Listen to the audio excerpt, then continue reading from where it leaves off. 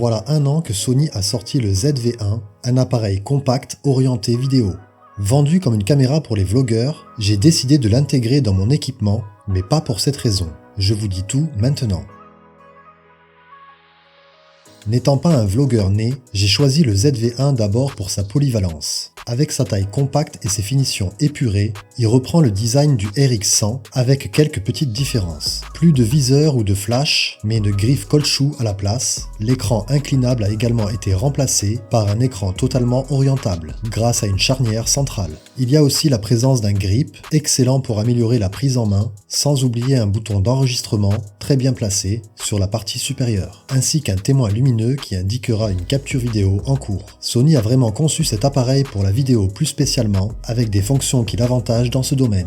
L'autofocus est aussi un point fort de ce ZV-1, très rapide et réactif, vous pouvez sans souci faire confiance à votre appareil pour cette compétence. Le suivi se fait sans faute tant que la luminosité ne manque pas. L'appareil dispose également d'une fonctionnalité intéressante, la présentation de produits, activable directement avec un bouton dédié. Celle-ci permet de faire une mise au point encore plus précise, très pratique pour mettre en avant un objet par exemple.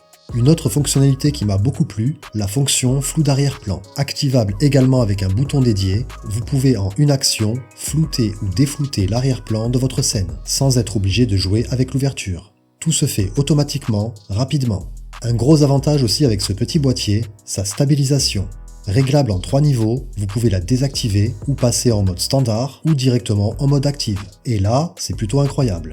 Même si cela croppe légèrement dans l'image, la stabilisation est vraiment très bonne. Pour peu que vous contrôliez vos mouvements, elle deviendra excellente. Presque plus besoin d'utiliser de gimbal.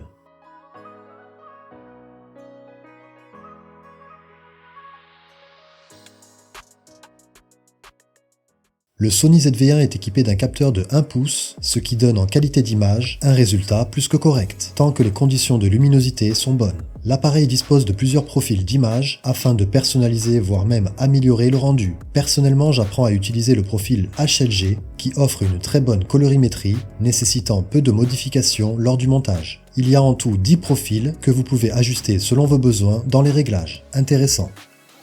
L'appareil dispose également d'un filtre ND intégré, très utile si vous filmez en extérieur ou dans un endroit éclairé. Cependant, cela peut être insuffisant si vous voulez faire des plans en pleine journée ensoleillée, tout en respectant le triangle d'exposition.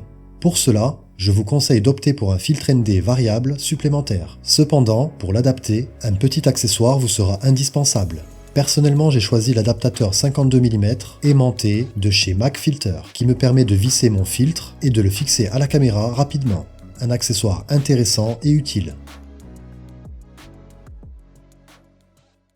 Je vous ai parlé de la qualité de l'image, parlons maintenant de l'audio. Le Sony ZV-1 est équipé d'un micro directionnel à 3 capsules de très bonne facture, avec une bonnette anti-vent livrée en accessoire. La qualité est bonne, on a la possibilité d'ajuster le gain, et si l'on souhaite améliorer le rendu, on peut accrocher un micro externe sur la griffe supérieure, et le connecter sur la prise présente est prévu à cet effet. J'en viens maintenant à vous parler du point faible de ce ZV-1, l'autonomie. Cet appareil utilise les mêmes batteries ridicules du RX100 qui tiennent moins d'1 heure si vous filmez qu'en 4K. Heureusement, une solution existe, achetez plusieurs batteries. Et par chance, on trouve son bonheur pour pas cher. J'utilise pour ma part un pack de chez Power Extra avec 2 batteries et un chargeur pour corriger ce problème. Ou vous pouvez aussi vous servir d'une batterie externe branchée en continu. Avec cette solution, vous tiendrez encore plus. J'en profite justement pour vous parler d'un accessoire, une pince de fixation de la marque UU-Rig, très intéressant pour adapter une batterie externe. J'ai déjà opté pour une plaque de fixation chez eux qui démultiplie mes possibilités d'adapter des accessoires sans obstruer la trappe inférieure.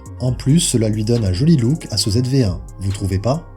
En conclusion, pour qui, pourquoi, en tout cas pour moi, c'est la caméra parfaite. De par sa compacité, on peut l'emporter partout, son autofocus, redoutable, qui ne me fera pas faux bond, sa stabilisation incroyable, plus forcément besoin de stabilisateurs lourds et onéreux, ses compétences en termes de qualité d'image et audio, et son évolution possible grâce à tout un catalogue d'accessoires disponibles. Le Sony ZV-1 conviendra à tout type de vidéaste, que ce soit le vacancier qui souhaite capturer des moments inoubliables, ou le professionnel qui veut une caméra secondaire pratique et polyvalente. Si je vous le conseille, malgré son point faible en autonomie, pour moi c'est un grand oui.